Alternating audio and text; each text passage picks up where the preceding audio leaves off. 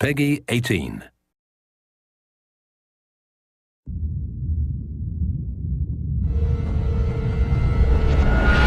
Hey everybody, Zachary Levi here in the heart of London's famous West End. Behind me is BAFTA, the British Academy for Film and Television Arts.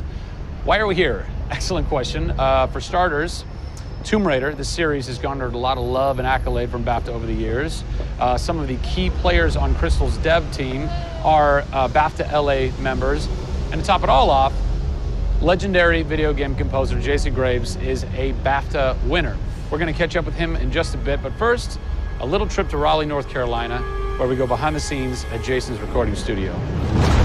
These are the final hours of Tomb Raider.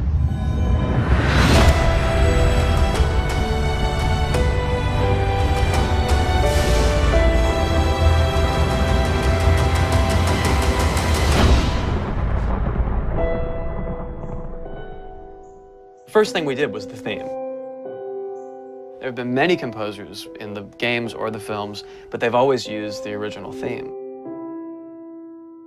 They said, we want to start with a clean slate, new theme. I did it on piano, very simple. I was really scared just to send it because I'm like, I don't know, I think this really works, I think I like it.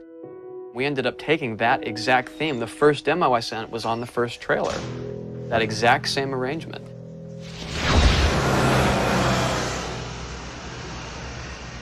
So, Jason, currently you're working on this reimagining of Tomb Raider. When you're taking on a new project, what are the things that attract you to that project? The heritage of a particular game, I think obviously... And don't even get me started on Tomb Raider. I literally almost drove off the road. I was on the phone with the audio director. Like, oh, stoplight! And I had to pull over a little bit to not hit the car behind me. What I loved about Tomb Raider, what really drew me to the project was they had no pre-existing conditions. Because they wanted to get out of what it used to be. They wanted something new. They wanted something fresh. Jason's done hundreds of games at this point. He was an easy choice for us to go with on paper because he has such great experience. I listened through a lot of different material from a lot of different composers. I was really taken by how well he did the intimate stuff. The textures and the real, intimate and vulnerable bits that we needed to highlight in the game were a great match for us. What is square one for you when you start wrapping your head around it going, this is where I feel like this world is going to exist? Main theme, call me old-fashioned.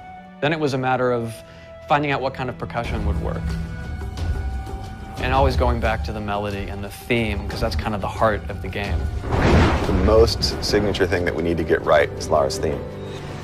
One of our big goals was that it can be used in any emotional context. What does it sound like? High action.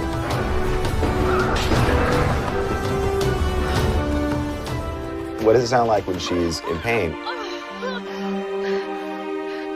For music, the gameplay and the concept art, especially with the scavengers and kind of the shanty town, corrugated metal, how everything's kind of this amalgam of different stuff that they found on the island. Like, that's what I want the music to sound like.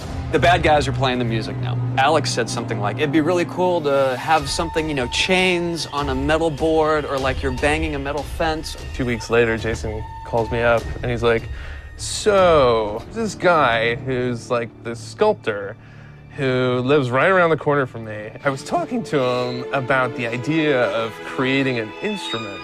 And I'm like, that sounds completely insane. We have to do that. Tackling the score to one of the most iconic franchises in the world brought a unique challenge. How best to capture the emotional timbre of the characters and island in music? People, I give you the instrument.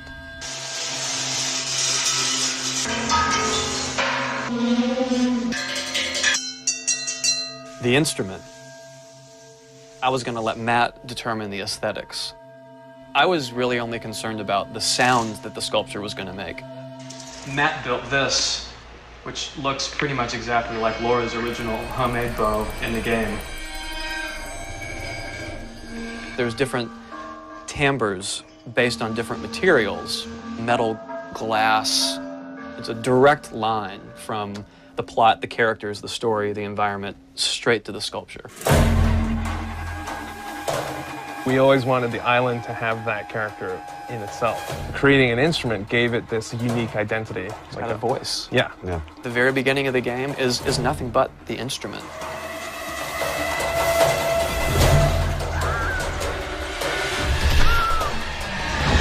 Who do you look at in video games or in film that you go, what they've done has shaped who I am and what I do for a living? They're all dead, unfortunately. What? Yeah, I know. It's classical composers.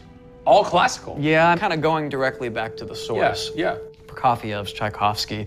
Even for some of the scary stuff, you've got Penderecki, who's a Polish composer. Actually, he's still alive. It kind of goes back to ballets or opera, which is kind of the precursor to film and video games. You know, they were telling a story. And that's what I love about that music. It tells a story. Even if you don't know the plot, you can listen to it. And film music's the same way. It's tough with games to do things that are subtle. You want to make Lara relatable, make her realistic. Got another one. She went down over there. Tell her story from the beginning and show how she became the superhero she becomes. One of the first things that I ask any developer is the emotion. Because to me, that's the biggest thing that music can do in 1/10 of a second. The music just, it nails the emotion. Wow, that was amazing, huh? I personally don't think I've ever sounded so good in an interview before. Although Jason, Jack, and Alex are audio savants, so that would make perfect sense. I cannot wait to jump into this game, not just for the amazing action, but the emotion and mood and tone that they're going to set with their incredible skill. Tune in next time for a special secret announcement that is going to change the way you play Tomb Raider forever. See you soon.